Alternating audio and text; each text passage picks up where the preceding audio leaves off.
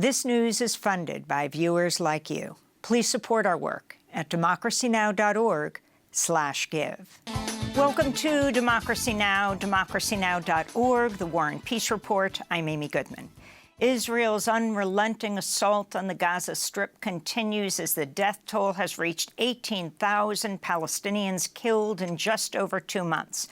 Airstrikes rocked the Nuseirat and Maghazi refugee camps in central Gaza overnight. At least 23 people died in Maghazi. Airstrikes also struck at least 2 residential homes in Rafah. Meanwhile, the ground battle is pushing ahead in Khan Yunis, which is under heavy bombardment. Gazan women say Israeli soldiers forced them to leave their husbands and sons behind and flee their Gaza City homes.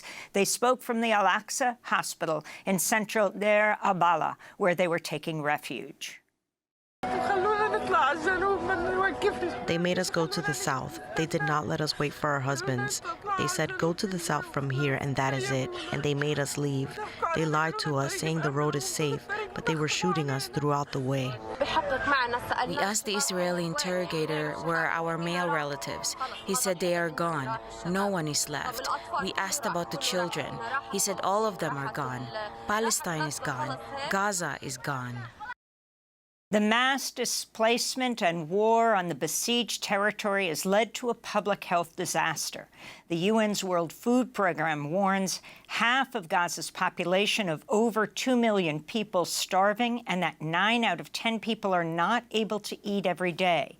As clean water becomes more scarce, diarrhea, skin infections, acute viral hepatitis, scabies, measles, are multiplying. Earlier today, the World Health Organization passed a resolution calling for immediate humanitarian aid access and an end to fighting in Gaza. In the occupied West Bank and Jerusalem, usually busy streets and commercial areas are empty today in observance of a general strike for Gaza. Global actions are also taking place today, including marches and calls to refrain from buying anything. Meanwhile, a UN peacekeeping force in Lebanon's warning the likelihood of a wider conflict increasing amidst escalating cross-border violence between Israel and Hezbollah. The UN General Assembly will hold a special session Tuesday after Egypt and Mauritania invoked Resolution 377, known as Uniting for Peace.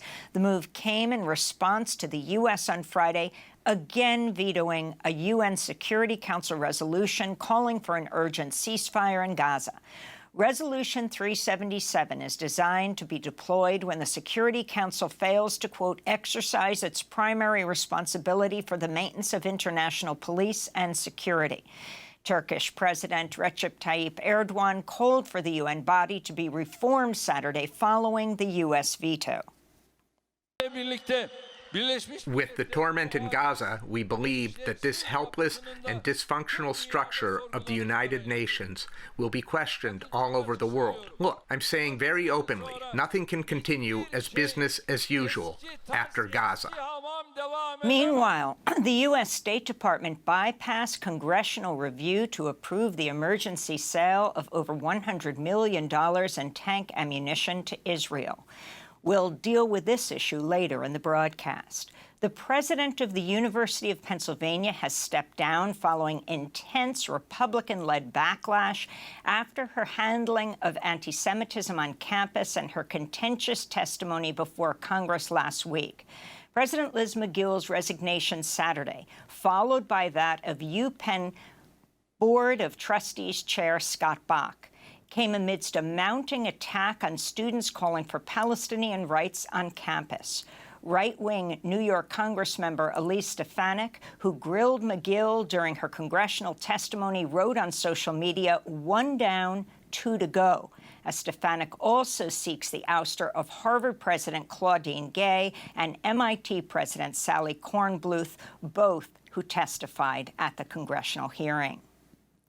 In Dubai, members of the oil producer alliance OPEC Plus have been blocking progress toward a global agreement to phase out the use of fossil fuels as the UN's COP28 climate summit in Dubai barrels towards its conclusion Tuesday. Led by Saudi Arabia, delegates from OPEC countries backed by coal, oil, and gas lobbyists have rejected any draft text that even mentions fossil fuels. This is Democratic Massachusetts Senator Ed Markey speaking from the sidelines of the COP28 talks Sunday.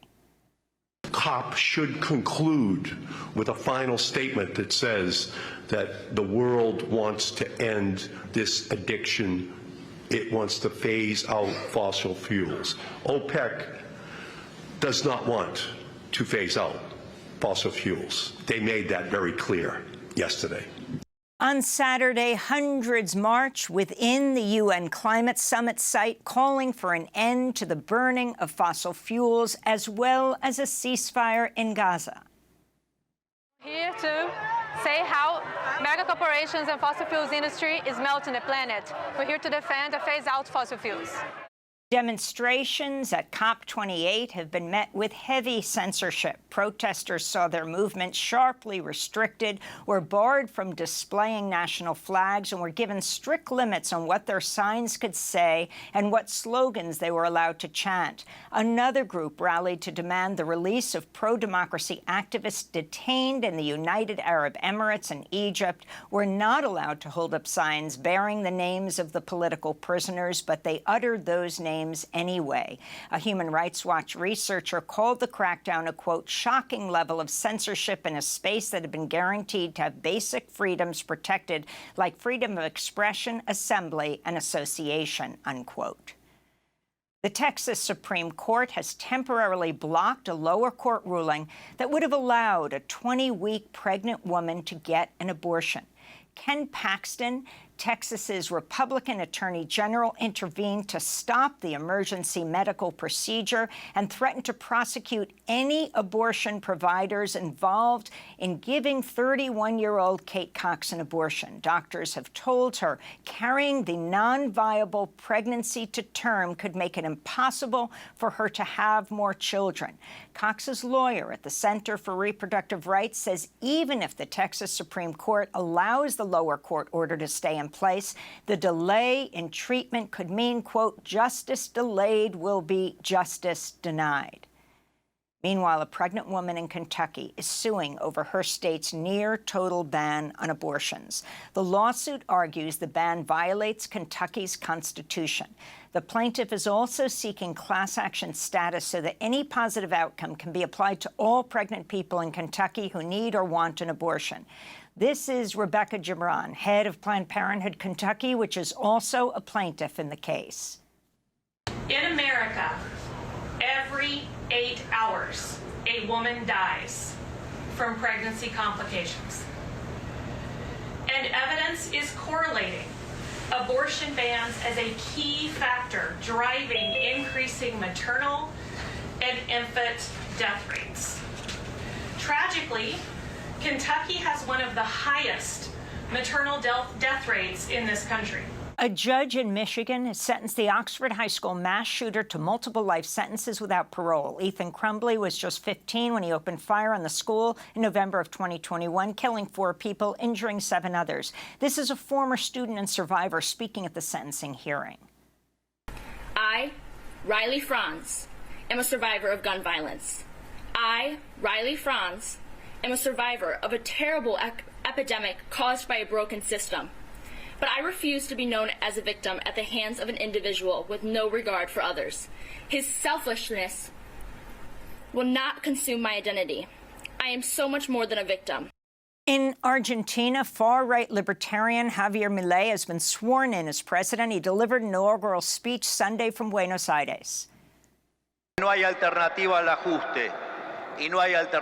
There is no alternative to adjustment, and there is no other alternative to shock. Naturally, this will have a negative impact on the level of activity, employment, real wages, and the number of poor. Javier Milei is a climate crisis denier who's proposed banning abortion and lifting restrictions on guns. He's also vowed to shut down Argentina's central bank, replace the nation's currency with the U.S. dollar. And the children of the jailed Iranian human rights leader Narges Mohammadi accepted the Nobel Peace Prize on behalf of their mother at a ceremony in Oslo, Norway, Sunday. 17-year-old twins Kiana and Ali Ramani, who live in France with their father, read their mother's speech, which was smuggled out of Tehran's Evin prison. This is Ali. La réalité est que le régime de la République islamique The reality is that the regime of the Islamic Republic is at its lowest level of legitimacy and popular support, situated in a position of unstable equilibrium, and the emergence of any element as a catalyst for change will mark the final form of opposition policies and the transition from religious tyranny. Nargis Mohammadi started a new hunger strike the day of the Nobel ceremony in solidarity with the persecuted Baha'i religious minority in Iran. And those are some of the headlines. This is Democracy Now!, democracynow.org, The War and Peace Report. I'm Amy Goodman. Democracy Now! Is funded by viewers like you. Please give today at democracynow.org/give.